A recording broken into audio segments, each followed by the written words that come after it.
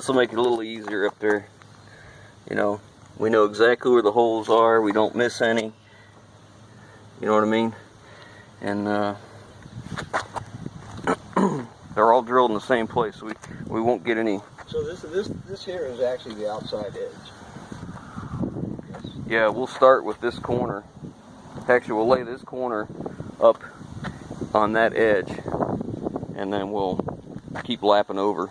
Actually, that's the wrong corner. It'd be this corner right here, because there's no flange on it. Yeah. All right, we'll get at it. But yeah, 3 sheets. Craig, we are officially 3 sheets to the wind.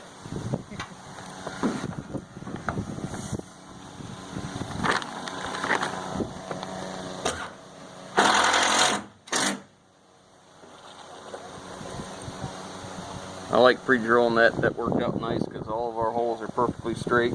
All our screws are perfectly straight. Not that anybody else will see this, but it makes me feel better.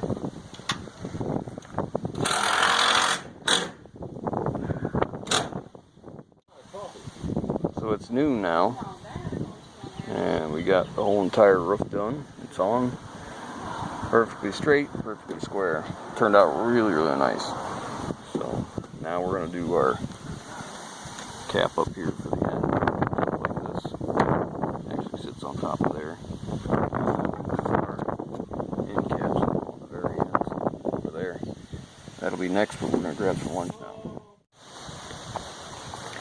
Okay guys, so today is day 7, I believe, and I just sent them out to get the windows. I'm going to cut the windows out. We got the roof on.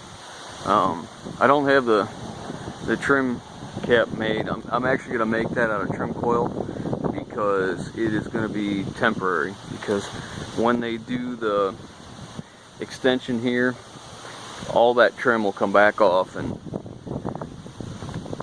this trim will come back off also. That's going to cover that board. So I'm going to just use trim coil instead of buying the steel trim that goes on there, because it's pretty costly compared to a roll of trim coil. And I'm going to do that next, but then we're going to put those windows in, and you can see here we got all the soffit, or all the fascia board finished up, and I put Visqueen underneath that steel roofing, so you can see it in between the bays there. You can see it kind of up there at the very edge. I put that up there so you don't get any condensation dripping inside from that steel roof. So yeah, so next, like I said, we're going to put the windows in. So today I'm hoping to have all the trim done, and this window, and you can see that window down there, and then that's going to be a 9-foot wide by 7-foot tall garage door. So you can see I don't know if you can see that Visqueen up there. We got a little small wrinkles in them, but it's okay. It is what it is. So if you remember right in one of the first videos when we built this, I covered this floor in plastic, and it's a good thing I did, because several places where the tarp was at, the tarp had a hole in it and it dripped. I don't know if you can see that spot right there. That's on top of the plastic there, where the sawdust is kind of all pulled together right in this area. So it really worked out well. We had gotten a couple tears in it, so we used Tyvek tape. I don't know if you can see that real well, but there's a spot right back here. You can see we used Tyvek tape to cover the holes, and it worked well. So this is coming along pretty well.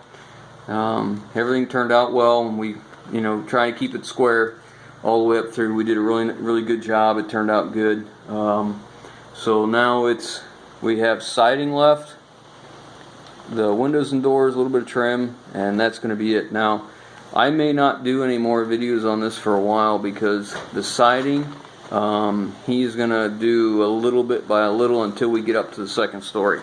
And he doesn't need my help for that, so he can do that. So that'll allow me to get back to what I was doing, get back on my project. So you can see where the wind is pushing the Tyvek, where that garage door is. And then he's going to build, we'll find some scrap lumber. We're going to build ramp out here out of pressure treated, so he can roll stuff in the garage into the garage door real easy. But that's it. That's where we're at. So like I said, hopefully end of the day goal is to have the windows in and have all this trim bent up and put in place. So hopefully it'll work out. So I'll bring you along.